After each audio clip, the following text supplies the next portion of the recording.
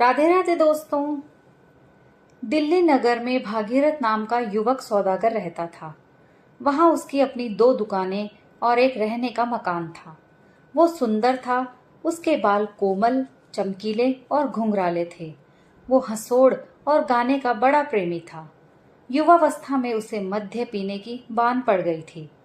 अधिक पी जाने पर कभी कभी हल्ला भी मचाया करता था, परंतु विवाह कर लेने पर मद्य पीना छोड़ दिया था। गर्मी में एक समय वो कुंभ पर गंगा जाने को तैयार हो गया। अपने बच्चों और स्त्री से विदा मांगने आया।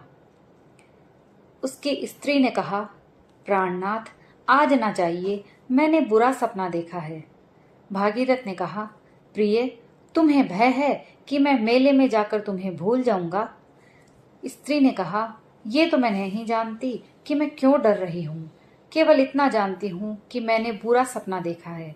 मैंने देखा है कि जब तुम घर लौटे हो तो तुम्हारे बाल सफेद हो गए हैं। भागीरथ ने कहा, ये तो शगुन है। देख लेना, मैं सारा माल बेच मेले से तुम्हारे लिए अच्छी अच्छी चीजें लाऊंगा। ये कहकर गाड़ी पर बैठ वो चल दिया। आधी दूर जाकर उसे एक सौदागर मिला जिससे उसकी जान पहचान थी। वे दोनों रात को एक ही सराय में ठहरे। संध्या समय भोजन कर पास की कोठरियों में सो गए। भागीरथ को सवेरे जाग उठने का अभ्यास था। उसने ये विचार करके कि ठंडे ठंडे राह चलना सुगम होगा, मुंह अंधेरे उठा, गाड़ी तैयार कराई और भटियारे के दाम चुकाकर चलता बना। 25 कोस जाने पर घोड़ों को आराम देने के लिए एक सराय में ठहरा और आंगन में बैठकर सितार बजाने लगा। अचानक एक गाड़ी आई। पुलिस का एक कर्मचारी और 2 सिपाही उतरे। कर्मचारी उसके समीप आकर पूछने लगा कि तुम कौन हो और कहां से आए हो। वो सब कुछ बतलाकर बोला कि आइए, भोजन कीजिए। परंतु कर्मचारी बार बार यही पूछता था कि तुम रात को कहाँ ठहरे थे, अकेले थे या कोई साथ था? तुमने साथी को आज सवेरे देखा या नहीं? तुम मुंह अंधेरे क्यों चले आए? भागीरथ को अचंभा हुआ कि बात क्या है, ये प्रश्न क्यों पूछे जा रहे हैं। बोला, आप तो मुझसे इस भांति पूछते हैं जैसे मैं कोई चोर या डाकू हूं। मैं तो गंगा स्नान करने जा रहा हूं। आपको मुझसे क्या मतलब है? पुलिस कर्मचारी ने कहा, मैं इस प्रांत का पुलिस अफसर हूं और ये प्रश्न इसलिए कर रहा हूं कि जिस सौदागर के साथ तुम कल रात सराय में सोए थे वो मार डाला गया है। हम तुम्हारी तलाशी लेने आए हैं। ये कह वह उसके असबाब की तलाशी लेने लगा। अचानक थैले में से एक छुरा निकला। वो खून से भरा हुआ था। ये देखकर भागीरथ डर गया। पुलिस कर्मचारी, ये छुरा किसका है? इस पर खून कहाँ से लगा? भागीरथ चुप रह गया। उसका कंठ रुक गया। हिचकिचाता हुआ कहने लगा, मेरा नहीं है, मैं नहीं जानता। पुलिस कर्मचारी ने कहा, आज सवेरे हमने देखा कि वो सौदागर गला कटे चारपाई पर पड़ा है। कोठरी अंदर से बंद थी, सिवाय तुम्हारे भीतर कोई न था। अब ये खून से भरा हुआ छुरा इस थैले में से निकला है। तुम्हारा मुख ही गवाही दे रहा है। बस तुमने ही उसे मारा है। बताओ, किस तरह मारा और कितने रुपए चुराए हैं? भागीरथ ने सौगंध खाकर कहा, मैंने सौदागर को नहीं मारा। भोजन करने के बाद फिर मैंने उसे नहीं देखा। मेरे पास अपने 8,000 रुपए हैं। ये छुरा भी मेरा नहीं है। परंतु उसकी बातें उखड़ी हुई थी। मुख पीला पड़ गया था और वो पापी की भांति भय से कांप रहा था। पुलिस अफसर ने सिपाहियों को हुक्म दिया कि इसकी मुस्कें कसकर गाड़ी में डाल दो। जब सिपाहियों ने उसकी मुस्कें कसी तो वो रोने लगा। अफसर ने पास के थाने पर ले जाकर उसका रुपया पैसा छीन उसे हवालात में डाल दिया। इसके बाद दिल्ली में उसके चाल चलन की जांच की गई। सब लोगों ने यही कहा कि पहले वो शराब पीकर बकझक किया करता था, पर अब उसका आचार बहुत अच्छा है। अदालत में तहकीकात होने पर उसे रामपुर निवासी सौदागर का वध करने और 20,000 रुपए चुरा लेने का अपराधी ठहराया गया। भागीरथ की स्त्री को इस बात पर विश्वास न होता था। उसके बच्चे छोटे छोटे थे। एक अभी दूध पीता था। वो सबको साथ लेकर पति के पास पहुंची।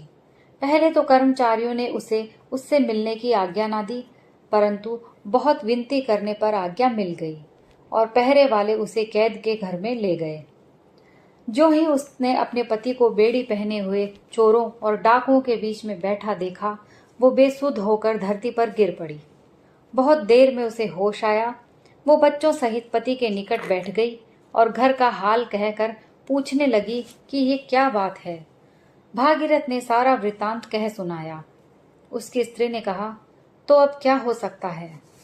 भागीरथ ने कहा, हमें महाराज से विनय करनी चाहिए कि वो निरपराधी को जान से न मारें। उसकी स्त्री ने कहा, मैंने महाराज से विनय की थी, परंतु वो स्वीकार नहीं हुई। भागीरथ ने निराश होकर सिर झुका लिया। उसकी स्त्री ने कहा, देखा मेरा सपना कैसा सच निकला। तुम्हें याद है ना, मैंने तुमको उस दिन मेले जाने से रोका था। तुम्हें उस दिन ना चलना चाहिए था, लेकिन मेरी बात न मानी। सच सच बताओ, तुमने तो उस सौदागर को नहीं मारा ना? भागीरथ बोलता है, क्या तुम्हें भी मेरे ऊपर संदेह है? ये कहकर वह मुंह ढांप रोने लगा। इतने में सिपाही ने आकर स्त्री को वहां से हटा दिया और भागीरथ सदैव के लिए अपने परिवार से विदा हो गया। घर वालों के चले जाने पर जब भागीरथ ने ये विचारा कि मेरी स्त्री भी मुझे अपराधी समझती है, तो मन में कहा, बस मालूम हो गया, परमात्मा के बिना और कोई नहीं जान सकता कि मैं पापी हूं या नहीं। उसी से दया की आशा रखनी चाहिए। फिर उसने छूटने का कोई यत्न नहीं किया। चारों ओर से निराश होकर ईश्वर के ही भरोसे बैठा रहा। भागीरथ को पहले तो कोड़े मारे गए। जब घाव भर गए तो उसे लोहग बंदी खाने भेज दिया गया। वो 26 वर्ष बंदी खाने में पड़ा रहा। उसके बाल पककर सन कैसे हो गए, कमर मोटी हो गई, देह घुल गई, सदैव उदास रहता, न कभी हंसता न बोलता, परंतु भगवान का भजन नित्य किया करता था। वहां उसने दरी बुनने का काम सीखकर कुछ रुपया जमा किया और भक्त माल मोल ले ली। दिन भर काम करने के बाद सांझ को जब तक सूरज का प्रकाश रहता, वह पुस्तक का पाठ करता और इतवार के दिन बंदी खाने के निकट वाले मंदिर में जाकर पूजा पाठ भी कर लेता था। जेल के कर्मचारी उसे सुशील जानकर उसका मान करते थे। कैदी लोग उसे बूढ़े बाबा या महात्मा कहकर पुकारा करते थे। कैदियों को जब कोई कभी अर्जी भेजनी होती तो वे उसे अपना मुखिया बनाते और अपने झगड़े भी उसी से चुकाया करते। उसे घर का कोई समाचार न मिलता था। उसे ये भी मालूम नहीं था कि स्त्री बालक जीते हैं या मर गए। एक दिन कुछ नए कैदी आए। संध्या समय पुराने कैदी उनके पास आकर पूछने लगे कि भाई, तुम कहाँ से आए हो और तुमने क्या क्या अपराध किए हैं? भागीरथ उदास बैठा सुनता रहा।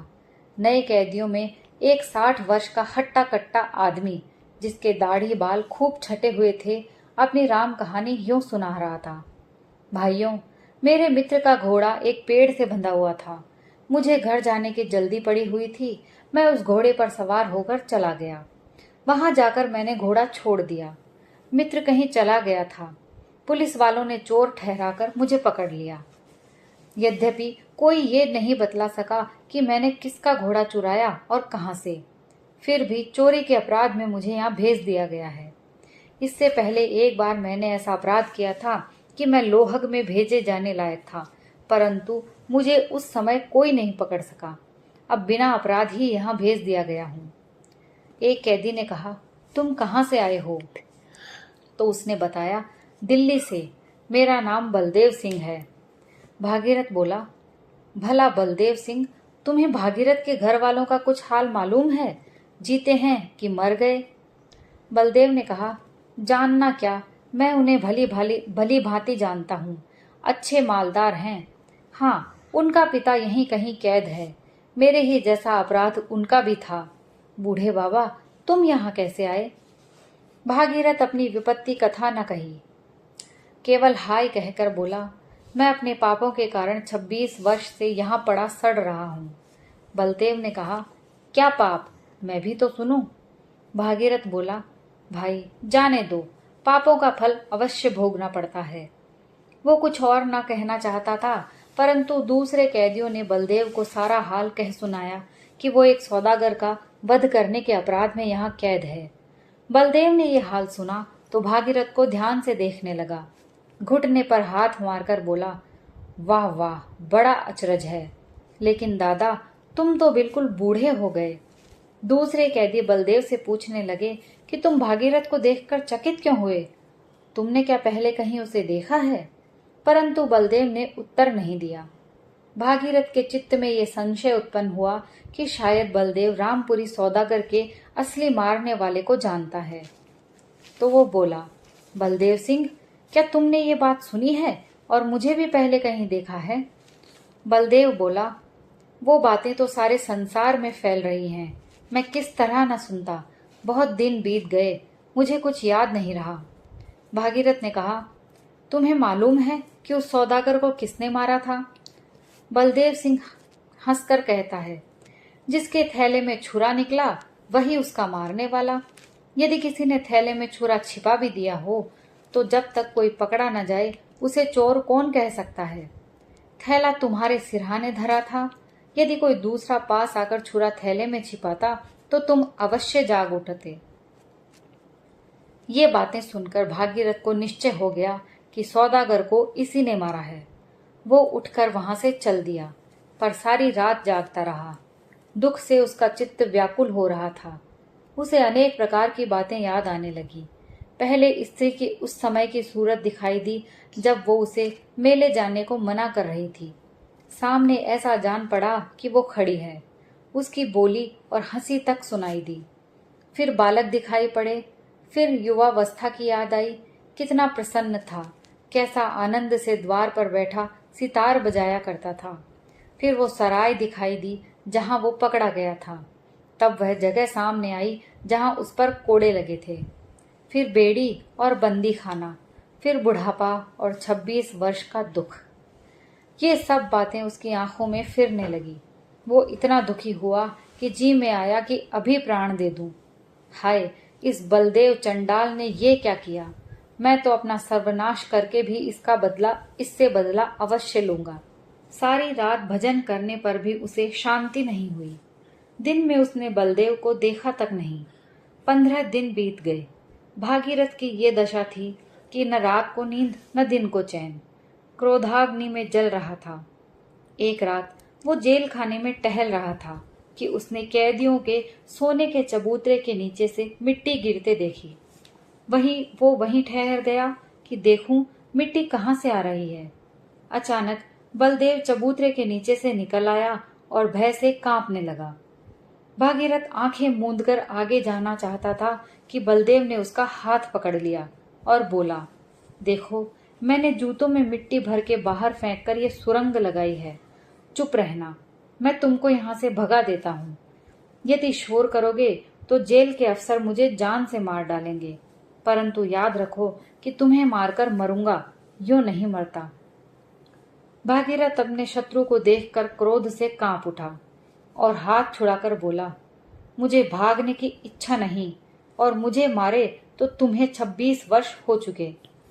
रही ये हाल प्रकट करने की बात, जैसी परमात्मा की आज्ञा होगी वैसा होगा। अगले दिन जब कैदी बाहर काम करने गए तो पहरे वालों ने सुरंग की मिट्टी बाहर पड़ी देख ली। खोज लगाने पर सुरंग का पता चल गया। हाकिम सब कैदियों से पूछने लगे। किसी ने न बताया, क्योंकि वे जानते थे कि यदि बता दिया तो बलदेव मारा जाएगा। अफसर भागीरथ को सत्यवादी जानते थे। उससे पूछने लगे, बूढ़े बाबा, तुम सच्चे आदमी हो, सच बताओ कि ये सुरंग किसने लगाई है? बलदेव पास ही ऐसे खड़ा था कि कुछ जानता ही नहीं। भागीरथ के होंठ और हाथ कांप रहे थे। चुपचाप विचार करने लगा कि जिसने मेरा सारा जीवन नाश कर दिया उसे क्यों छिपाऊं? दुख का बदला दुख, उसे अवश्य भोगना चाहिए, परंतु बतला देने पर फिर वो बच नहीं सकता। शायद यह सब मेरा भ्रम मात्र हो। सौदागर को किसी और ने ही मारा हो। यदि इसने ही मारा तो इसे मरवा देने से मुझे क्या लाभ होगा? अफसर ने पूछा, बाबा चुप क्यों हो, बताते क्यों नहीं? भागीरथ ने कहा, मैं कुछ नहीं बता सकता, आप जो चाहें सो करें। हाकिम ने बार बार पूछा, परंतु भागीरथ ने कुछ भी नहीं बताया। बात टल गई। उसी रात भागीरथ जब अपनी कोठरी में लेटा हुआ था, बलदेव चुपके से भीतर आकर बैठ गया। भागीरथ ने देखा और कहा, बलदेव सिंह, अब और क्या चाहते हो? यहाँ तुम क्यों आए? बलदेव चुप रहा। भागीरथ ने कहा, तुम क्या चाहते हो? यहाँ से चले जाओ, नहीं तो मैं पहरे वालों को बुला लूंगा।